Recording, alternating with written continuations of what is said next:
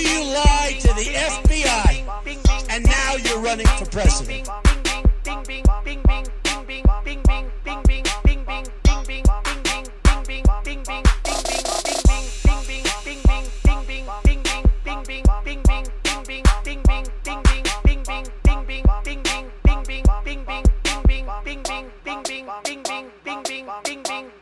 Hi, it's Don't Be a Douchebag, episode 27.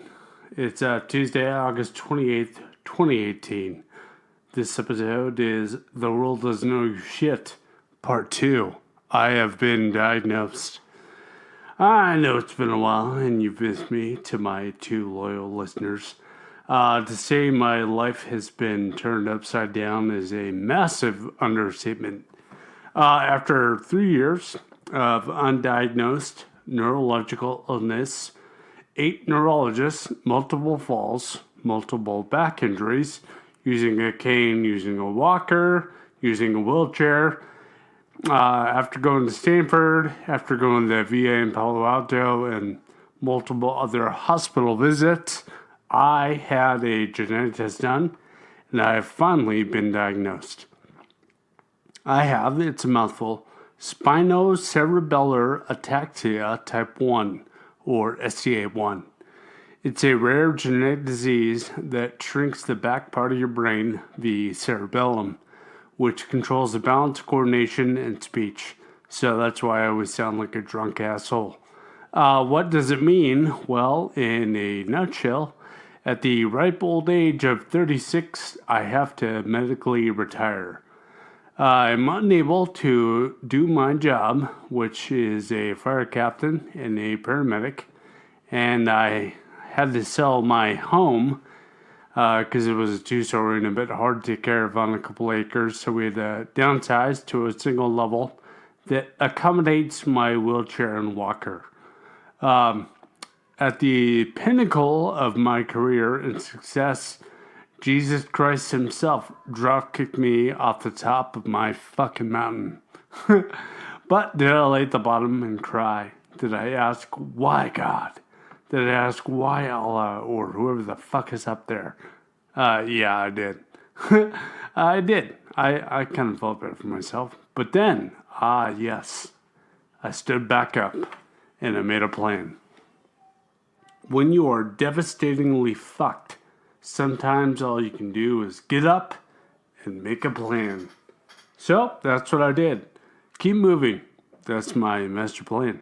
I'm a dad, a husband, a firefighter, a paramedic, and a combat vet. So people have been trying to kill me or drive me nuts for my whole fucking life.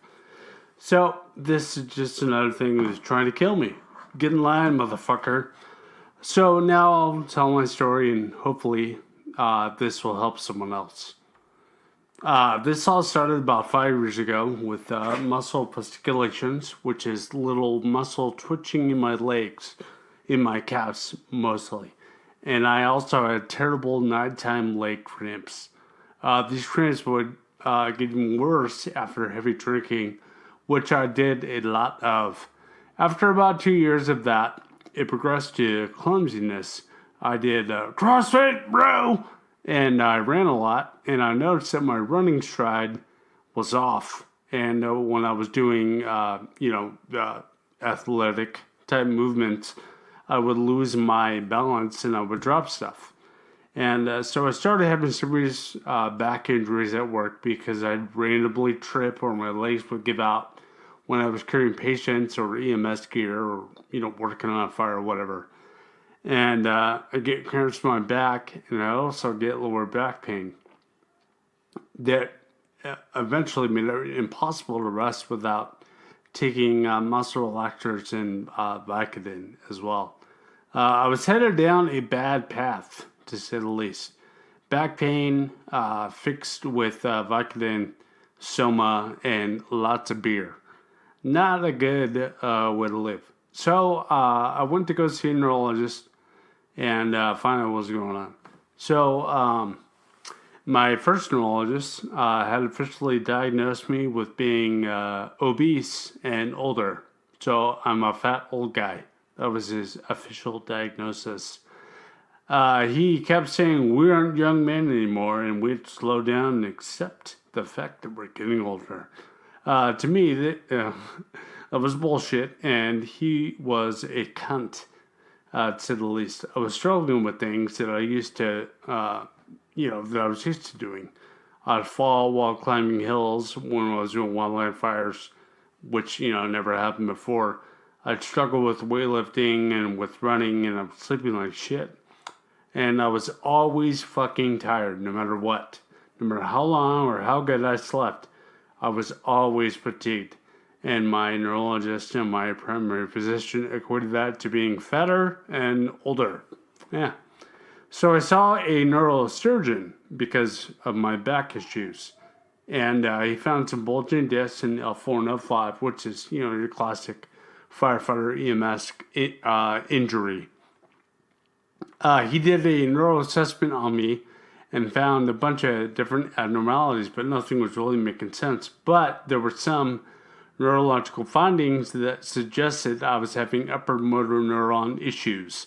So he recommended that I see another neurologist. So at this point, I am fucking freaking out. As a medic, my brain automatically goes to worst case scenario, right? So I'm thinking ALS, MS, brain cancer, Parkinson's.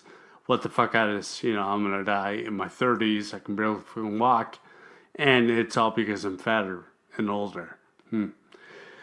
So I meet my new neurologist and I get an EMG with him. And EMG fucking sucks, by the way. It tests your nerves and your conduction. So they stab you with needles. Not only that, but those needles that they stab you with, they fucking shock you. That's right. They shock you and stab you to test your nerves. Awesome. So ultimately, he has no fucking clue what's wrong with me. But at least at this point, he's like, yeah, something is wrong. And let's do some more tests. Then he punched me to the VA after we discussed my numerous exposures in Iraq. So now I'm like, this is fucking great. No one knows what's wrong with me. I keep going downhill. And now I've been punted to the fucking VA. So I feel fucked. But thankfully, the Portland VA farms out their neurologists from Oregon Health Sciences University, or OHSU. So, funny enough, throughout this entire fucking shit show, my VA neurologist was actually the best doctor I've ever had. Because he listened, he gave a shit, and he didn't want to write me off. But it's probably because he was a new neurologist. He was in his last year of residency and chose to spend it at the VA. When I met him, I was relieved because he did not have a fucking clue what was wrong, but he had a plan. And ultimately, his and my tenacity led to my eventual diagnosis. He had two main rule-outs. ALS, which is a terrible way to die. You slowly and agonizingly just run away until death. And ataxia. I was hoping for the latter. I'd have months go by with minimal symptoms and months where I could barely walk. So I was in and out of work. And, I was still working, still dad, still husband, and dealing with undiagnosed neurological illness. Hey, remember, the world doesn't know your shit, right? So now for years, I've been bouncing back and forth between MRIs, X-rays, lumbar punctures, blood work, EMGs, swallow tests, every fucking thing under the sun, and no diagnosis. I was eating Vicodin like fucking M&Ms and Soma just to function at this point. So I decided to make some changes. After consulting with a really good friend who helped me detox, everyday detox, Michael Breen, thank you very much. He helped me out a lot with adapting my lifestyle to what was going on with me. So overnight, I became a gluten-free vegan, like a unicorn, a firefighter gluten-free vegan. I stopped drinking alcohol, stopped chewing tobacco, and stopped all sugar. Essentially, anything that was poison, I stopped putting it in my body. And to start this off, it was even fucking worse. I did a raw vegetable juicing cleanse. Ugh, it was fucking terrible. But thanks to my wife helping me out and making those for me, we made it. And currently, I was a vegan for quite some time, and I just added fish and cheese. And so I guess I'm a vegan. Anyways, so I also, which was really hard, I stopped taking Vicodin and I stopped taking Soma. So, in lieu of that, I had done a lot of research on medical marijuana and how it helped out with combat vets and PTSD, and how it's helped out people with neurological issues like I have. So, I tried marijuana, and I'll tell you right now, it's the best fucking thing I've ever done in my life.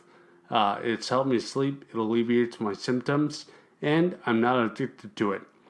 So, with all these lifestyle changes, I lost 50 pounds and my back stopped hurting, which was fucking amazing. My first neurologist was right after all. I was fatter and older. So I dropped some pounds. Unfortunately, I can't do a whole lot about that age thing though. But can you? We can't stop the clock. We've all tried, but we can choose to live a cleaner life and live healthy in the remaining moments we have. Yes, SCA1 totally fucking sucks. But it sucks a lot less being 50 pounds lighter and not having indigestion, heartburn, and back pain all the fucking time. The marijuana use for cramps and fasciculations, fatigue, chronic leg pain, headaches, and insomnia, medical marijuana, one pharmaceutical aid has helped me with all those things. I sleep through the night, it alleviates my symptoms, and alleviates my pain. And so I could use addictive narcotics like Vicodin, which work great, or I can smoke some pot, which works even better and will kill me, and I won't feel the need to suck someone off in an alleyway when I run out. My first neurologist, my primary care physician, and the VA pharmacy will give me all the narcotics and muscle relaxers I want. That's weird. But, I'm going to stick with what works. My current neurologist said it best. Does it work? Yes, it does. Then keep using it. Now we're all caught up, right? At this point, I'm undiagnosed. I was accepted to the VA Palo Alto program. They have a war-related illness study center.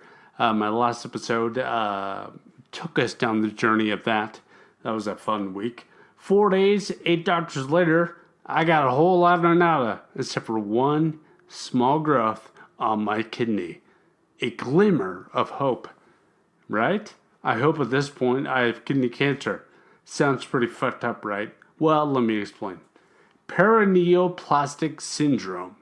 It's a neurological disorder that affects the brain and spine, and I had eerily similar symptoms and a growth on my kidney. Paraneoplastic syndrome is caused by cancer, so I thought that this could be it. Since I had spot on my kidney, I had to have a follow-up MRI to investigate it to see whether it was cancerous or not. I was hopeful at this point, not gonna lie, I could be cancer. But what if it's not? What if, right? Well, like every other fucking test, this one was clear, too. Turns out to be a benign cyst, and back to the goddamn motherfucking drawing board. So, my most current neurologist and my VA neurologist are at a loss, and one last idea. Back to square one, genetic test for ataxia. There are 40 known strains of spinocerebellar ataxia. SCA1 is 2 in 1 million have it. I turned out to be the 1 in a million. Fuck my ass. After 5 years of physical and emotional roller coaster and slowly losing everything, I finally had an answer. SCA1. So, in my absence, since my last episode, entailing my adventures at the Palo Alto VA, I have filed for medical retirement, I have sold my dream house, I have moved into a single-level house, I've uprooted my beautiful and awesome wife and my 2 awesome sons, and I can no longer perform my duties as a firefighter. At 36, I have to retire. But there's 2 things that this fucking disease won't take from me: my family and my friends. I've had the softest landing after this crash. My family and friends have made this devastating disease easier. They bought me a recumbent bike so I could keep on exercising. They put a new wheelchair-friendly floors in my new house. They're building a ramp for me to get in and out with a walker and a wheelchair. They've helped me move from my old house to my new house. They've helped me clean up my land in my old place so I could sell my old house. And I've wanted for naught, and I haven't had to ask more than once for help. So thank you all to my friends and family for all your love and support. I really appreciate it. My heartfelt thanks to everyone that has helped me. I really do appreciate it, and I love you guys. And you've made this easier. So what now? I do yoga. I'm a part-time vegan, a vegan. No booze. I ride my bike. I go to all my appointments, and I keep moving. Remember, kiddies, the world doesn't know you shit, and more importantly, don't be a douchebag. Thanks for listening. Don't forget to share with your like-minded friends, or if you just want to piss off your racist grandpa, you can find episodes on iTunes under podcasts. Search Don't Be a Douchebag. You can also find me on Podbean at www.don'tbeadouchebag.podbean.com, and also on YouTube. Search Don't Be a Douchebag. Thanks again, and until next time, don't be a douchebag.